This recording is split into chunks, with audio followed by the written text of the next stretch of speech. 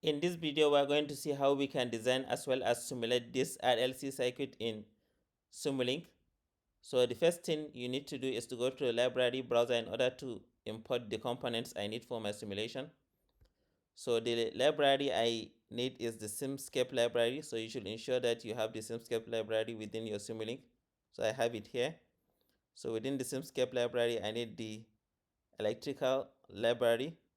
So let me start with importing my passive components.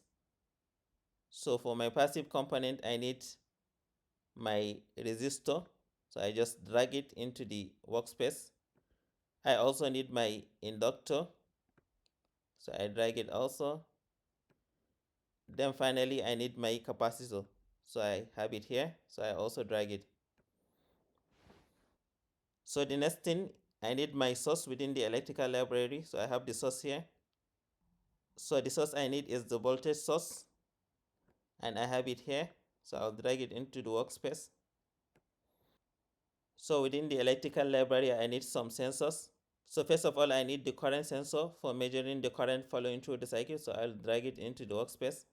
I also need my voltage sensor for measuring the voltage across each of the passive components. So I'll also drag it into the workspace. Finally, I need my ground. So if I go to connectors and references, I can find my electrical reference here, which is the ground. So I also drag it into the workspace. So now let me change the default values of the component in order to suit my task. So let me start with the voltage source. So I just have to double click on it. So you can see it is at 0 and the unit is volts. So I need 10 volts. So I just have to change it to 10. Then for the resistor, I double click on it. You can see it is ohms, but I need 10 ohms. So I just put 10 ohms.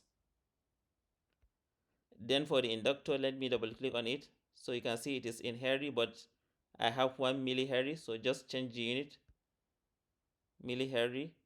Then I have 1 millihenry. So for the capacitor, I can leave it like this, but let me just format it to suit this configuration. So I can just right click on it, then go to format, then rotate clockwise. So you can see now it is vertical. I then also double click on it. You can see it is in farads, but I have it here as 1 microfarad. So let me just change it. So 1 microfarad. I can just put 1 here, and that's all. So I just have to connect the components. Have this. I have my capacitor connected to the source here, and then I have my reference, which is connected here. So if I want to measure the current flowing through the circuit, I need to connect the sensor in series with the component. So let me just rotate it using format, so counterclockwise. So I have it like this. So I just have to connect them in series, and then I connect the negative with this positive. So now they are connected in series. So to measure the voltage across each of the components, I need to connect the voltage sensor in parallel with the component. So let me duplicate the voltage sensor. So I can do that by using Control and then drag. So I just need to connect it in parallel. So positive will be connected to positive and negative will be connected to negative. The other component, that is this resistor and inductor, I need to do this one. So for that, I need to format it. Just rotate counterclockwise. So let me drag. You can see I have positive here, so I need to connect it.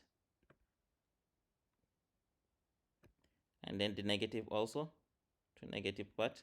Also positive here, and then the negative also here. So to visualize my signals, I need a scope. So let me just double click on the canvas and then type scope. So I have my scope here. Let me make it bigger. So I need to visualize the voltage across each component. So that is 3 input to the scope, and I also need to know the current flowing through the circuit. That is another input. So I need 4 inputs. So all I need to do is to double click on it, go to settings. So within settings I have number of input ports, so I need 4. Apply, OK. So you can see it has changed to 4 inputs. So one thing with the sensors is that they produce physical signals, so I can't connect it to the scope. So if I connect it, it won't be connected. So I need to convert the physical signal into Simulink output signal. So just double click on the canvas and then type PS to Simulink, which means physical signal to Simulink converter. So I have it here. I need 4 of this, so I just need to duplicate it. I just need to connect the output of the sensor to the blocks.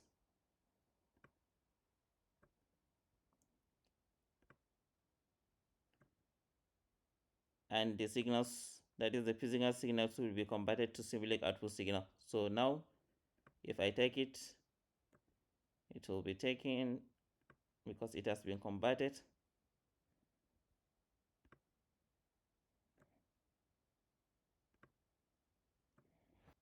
So I can name my signals, just double click on the signal. So the first one is my current.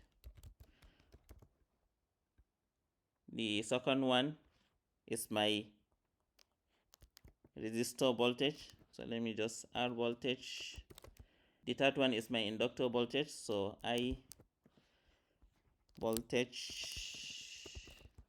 And then the last one is my capacitor voltage. So I'll name it C voltage. Last but not the least, I need my solver configuration.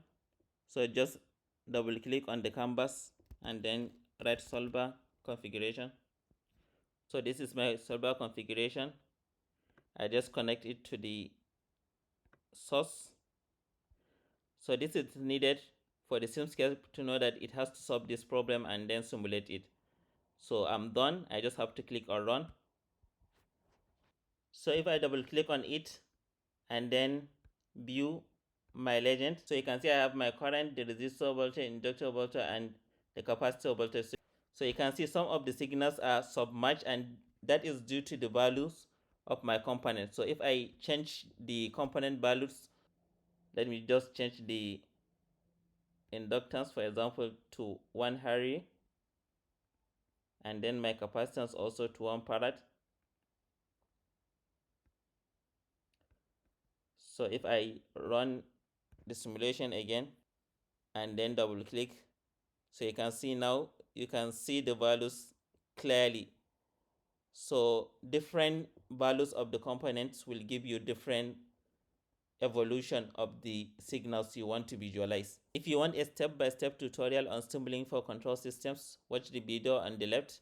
If you want to learn the conversion of an RC circuit to test space model and its simulation in Simulink, watch the video on the right.